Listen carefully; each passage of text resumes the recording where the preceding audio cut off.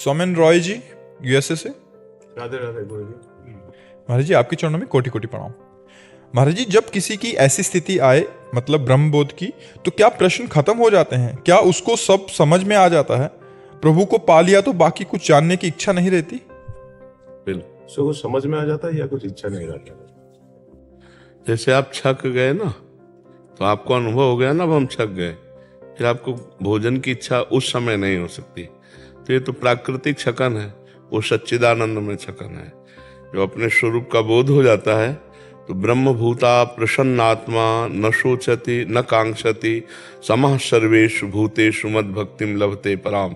अखंड प्रसन्नता, पूर्ण निष्कामता, न कोई शोक, न कोई सोच, न कोई चाह, वो एक अलौकिक अनुभव गम्य है ना। तो उसे वाणी के द्वारा हम नहीं बता सकते या कोई नहीं बता सकता।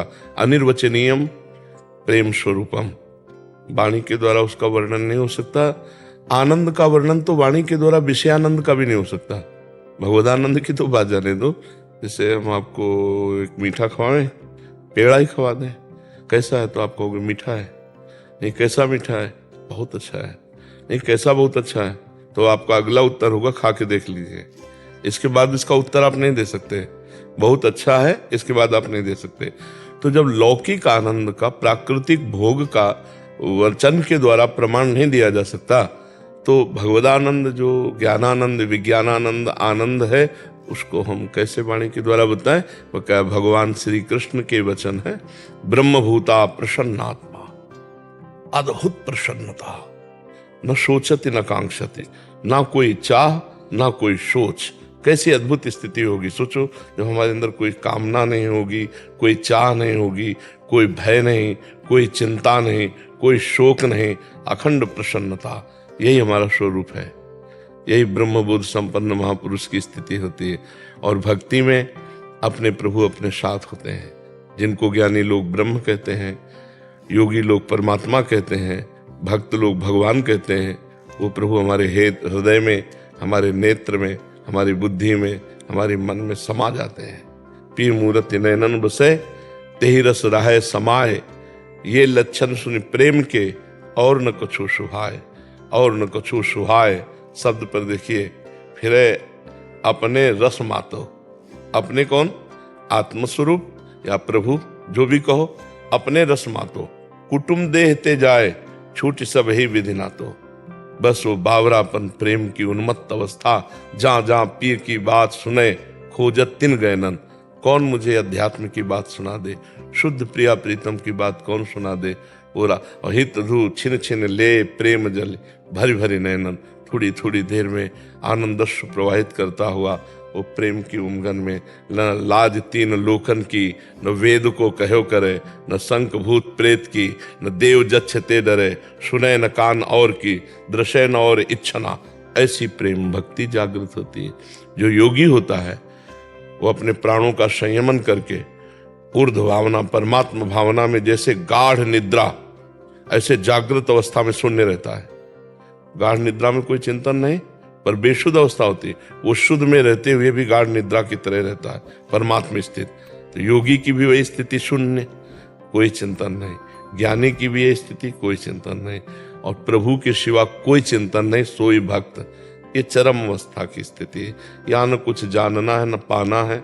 यहाँ न कुछ बाकी रह गया है और न कुछ पूर्ण हुआ है। पूर्ण भी नहीं है और कुछ बाकी भी नहीं है।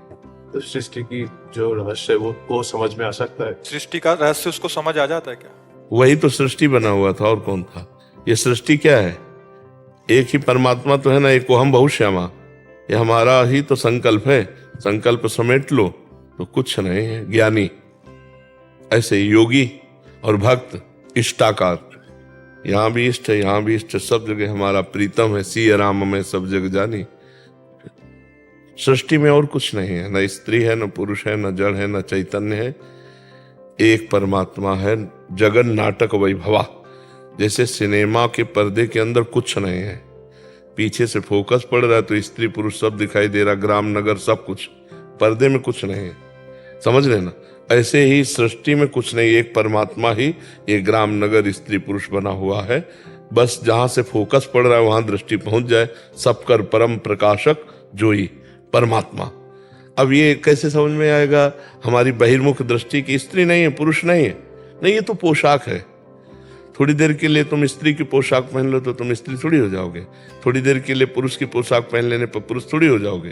तो ये थोड़ी देर है, मतलब 100 वर्ष 80 वर्ष, ये थोड़ी देर है। ब्रह्मा की दृष्टि में उनको एक ऐसे किया कमल की पंखुड़ी में, तो यहाँ का 1 वर्ष हो गया। तो आप सोचो कितनी आयु हमारी है। तो इतनी आयु के लिए धोखे का भेष है ये स्त्री पुरुष। लेकिन हो कौन आप? बस यही जान लो तो जीवन मुक्त हो जाओगे। आप परमात्मा स्वरूप हो, कोई और दूसरे नहीं है। जीव भगवत स्वरूप है। वही जो भाव कर लेता है, जैसे भक्ति में हमारे है भाव, दास्य भाव, सख्य भाव, वात्सल्य भाव, कांता भाव, गोपी भाव को कांता भाव कहते हैं, और सहचरी भाव। अगर कोई भाव न करे तो मुक्त हो गया। भाव किया तो भाव देव प्राप्त करके भगवान की लीला में चला गया। तो आत्मा का स्वरूप क्या है? जो सो भाव करो, नहीं है कोई भाव तो जो असली स्वरूप है वो मुक्त स्वरूप है, मोक्ष स्वरूप है। ये भाव माना हुआ। मैं प्रभु का दास तो दास्य भाव, मैं प्रभु का सखा तो सखा भाव। भाव वैसे जैसा आप करो। देखो इस समय विषय भाव है, माया भाव है, त्रिगुणात्मिका माया का भाव, तो हमें पूरा प्रपंच सत्य दिखाई दे रहा है। अगर भगवत भाव तो केवल भगवान ही नजर आएंगे, सब में भगवान। देखो गोस्वामी जी कह रहे हैं, जड़ चेतन जग जीव जत सकल राम में जान। मान ही नहीं कह रहे कि मैं सबको भगवान मानता हूं, नहीं, जानता हूं कि सब में भगवान ही विराजमान है। ये सृष्टि बनने वाला वही, बनाने वाला वही, और बिगड़ने वाला भी वही। ये बात जो जान जाता है वो ज्ञानी हो जाता है। सृष्टि जिसने बनाई वही बना सृष्टि, और जो बना वही बिगड़ करके अपने स्वरूप में आ गया। कुछ नहीं यहाँ है। आप देखो ना, सब जितने घड़े हैं ये, इनमें प्रतिबिंब जो पड़ रहा है 21, जैसे 1000 घड़े रख दे तो 1000 सूर्य नजर आएंगे ना प्रतिबिंब में, लेकिन सूर्य तो एक है ना। तो इन घड़ों के कारण अनेकों रूप दिखाई दे रहे हैं। अच्छा, मूर्ख, विद्वान, साधु, असाधु, गंदा, उत्तम, ऐसा, स्त्री, पुरुष, जड़, चैतन्य, ये घड़ों के कारण है। वो एकमात्र परम पवित्र निर्विकार सच्चिदानंद सब में व्याप्त है। जो चैतन्यता है ना, जिससे हिलन डुलन चैतन्यता, बोलना, खाना, पीना, ये जितने भी हमारे पार्थिव अंग काम कर रहे हैं, उसी परमात्म शक्ति से काम कर रहे हैं। अब उसको हम भूले हुए हैं। उसको अलग अलग नाम दे दिए। जैसे आपका नाम क्या है, आपका नाम क्या है, तो आपको पुकारे तो आप बोल दोगे, लेकिन वो आपका नाम नहीं है, वो शरीर का संबोधन है। आप तो अनाम है, अरूप है। समझ पा रहे? वास्तविक ज्ञान जो है, अच्छा ना समझोगे तो 4 दिन के बाद फिर दूसरा वर्दी मिल जाएगी। सुअर, कुत्ता, गधा, कौन सी वर्दी मिले, फिर इसका चांस नहीं कि आप बैठ करके अपनी सुलझन को सुलझा सको। जो हमारी सुलझन उलझन में बदल चुकी है, उसको हम सुलझा सके। बहुत बुरी स्थिति है, फंसते चले जा रहे हैं। हमें लौटना है, मनुष्य जीवन में लौटना है। हम लौट नहीं रहे और आगे बढ़ते चले जा रहे हैं। गंदगी बातों की तरफ इतना बढ़ते जा रहे हैं कि ये बात समझे में नहीं आ रही कि यार मुझे मुक्त होने के लिए अवसर दिया गया है, फंसने के लिए नहीं। माया ऐसे ऐसे दाने डालती जा रही कि हम फंसते चले जा रहे हैं। मैं पुरुष हूँ, मैं पति हूँ, मेरी पत्नी है, मेरा पुत्र है, मेरे माँ है, मेरे पिता है, मेरे अमुक है। पूरा राग पूर्ण जीवन व्यतीत हो रहा है। अगर इन्हीं में भगवान को झांक के देख ले तो मुक्त हो जाए। इनमें मोह कर ले तो फंस करके पुनरपि जननम पुनरपि मरणम पुनरपि जननी जठरे शयनम, बार बार दुख भोगना पड़ेगा। ऐसी विचित्र माया है कि ये ज्ञान होते हुए भी हम वही पाप कर्म करते हैं जो नहीं करना चाहिए। तो कैसे ये हम प्रयोग क्यों नहीं कर पाते ज्ञान का? जो हमारे अंदर ज्ञान है, सबको लगभग ज्ञान, प्रयोग क्यों नहीं? क्योंकि भजन नहीं है। भजन के बिना ज्ञान का प्रयोग नहीं कर सकते। और ज्ञान हो या ना हो, भजन शुरू कर दो तो आपके अंदर जो ज्ञान आएगा वो प्रयोग वाला आएगा। पढ़ लिख के जो ज्ञान होता है दूसरों को सुनाकर रुपया पैसा प्रणाम नमस्कार प्राप्त किया जा सकता है। माया की ग्रंथि का भेदन नहीं। विनिश्चितम बदामिते न अन्यथा वचांस में, हरिम भजन्ति नरा भवसागर तरंतिते। अगर भजन नहीं तो फिर ये कथा वार्ता ही केवल रह जाती है। अंदर का सिस्टम नहीं सुधरता है कि ज्ञान तो है पर उसका प्रयोग नहीं है। प्रयोग है शांत, त्यागात् शांतिनंतरम। ज्ञान का मतलब क्या? शांति।